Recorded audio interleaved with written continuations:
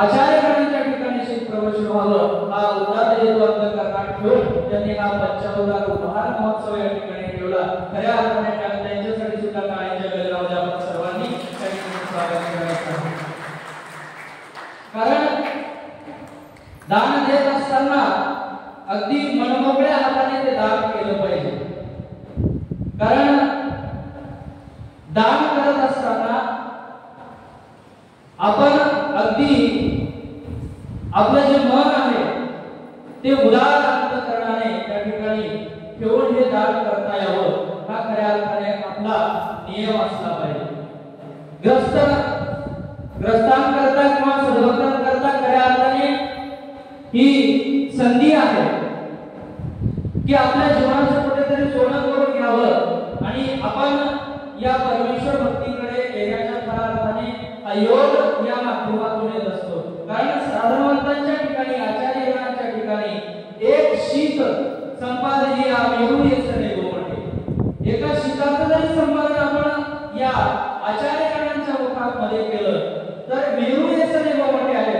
तर ते शीत परमेश्वराने स्वीकार केलं तर खऱ्या अर्थाने आपल्या जीवनाचं सोनं झाल्याशिवाय राहत नाही. हा खऱ्या अर्थाने परमेश्वर भक्तीचा योग आपल्या जीवनामध्ये आहे. या संतांमुळे आहे. या तुम्ही असलेल्या ज्या संगतीमध्ये संत आहेत त्या संतांमुळे हा योग तुमच्या जीवनामध्ये येत असतो आणि म्हणून हा सुंदर योग तुमच्या जीवनामध्ये दादा आलेला आहे. एकदा प्रसंग निर्माण झाला. कृष्ण महाराजांनी अर्जुन देव आणि कर्णांना सांगितलं की एक टेकडी सोन्याची आहे. ती सोन्याची टेकडी तिथे आहे परंतु ती दान द्यायची आहे. ती तुम्हाला दान द्यायची आहे. तर ती दान कशा पद्धतीने देण्यात यावी तर दिवसामध्ये ते दान संपलं पाहिजे. ही सोन्याची टेकडी आहे ती दिवसामध्ये संपल्या गेली पाहिजे. असं दान तुम्ही दोघेही जण वाटप करावे. अर्जुनाला श्रीकृष्ण महाराजांनी सांगितलं अर्जुना प्रथम तुमचा नंबर आहे. तुम्ही हे दान कशा पद्धतीने वाटप करता हे तुमच्यावर अवलंबून आहे. तुम्ही हे दान करा. तेव्हा अर्जुन देव गावामध्ये दौंडी पेटवतात की मोठी सोन्याची टेकडी या ठिकाणी सोन्याची उपलब्ध आहे. आपण सर्वजण या आणि हे दान घेऊन जा. येत असताना अर्जुन देव प्रत्येक माणसाला विचारायचे तुमच्या घरामध्ये किती लोक आहेत. तुमच्या घरामध्ये जेवढे लोक असतील तेवढेच दान घेऊन जा. तुमच्या घरामध्ये जी काही मंडळी आहे त्यानुसार तुम्हाला हे दान देण्यात येत आहे. ते दान तुम्ही घेऊन जा. आणि ते दान करता करता अर्जुन देव दान करत होते आणि संध्याकाळच्या वेळेला जी सोन्याची टेकडी संपवायची होती त्यामध्ये ती टेकडी काही संपलेली नव्हती. आणि श्रीकृष्ण महाराज अर्जुन येतात आणि सांगतात की सोन्याची टेकडी काही संपलेली नाही. त्यावेळेला श्रीकृष्ण परमात्मा कर्णाला दुसऱ्या दिवशी सांगतात कर्ण आता तुमची वेळ आहे. आज तुम्ही या सोन्याचं दान करा. या सोन्याचं दान आज तुम्हाला करायचं आहे. आज तुम्ही या सोन्याचं दान त्या ठिकाणी करायचं आहे.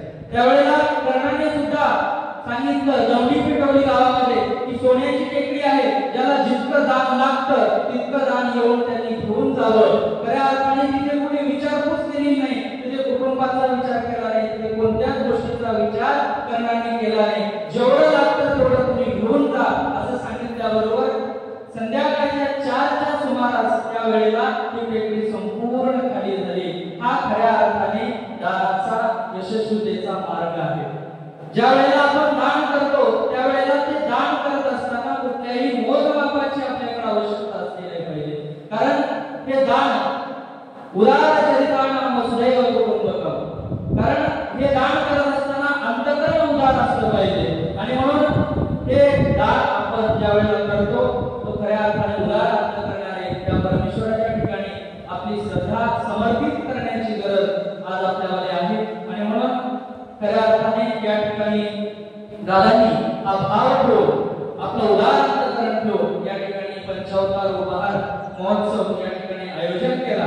त्यासाठी दादांचं मनपूर्वक या ठिकाणी अभिनंदन करतो. यानंतर ज्यांचं या 55 उपहार महोत्सव या प्रसंगी अतिशय सुंदर असं वक्तव्य लाभणार आहे त्या आदरणीय संजय परमपूजनीय मजेष्ठ गुरुबंधू पूजनीय श्री शैलेश शास्त्री महानुभाव दादांना विनंती आहे आपण या ठिकाणी येऊन आपले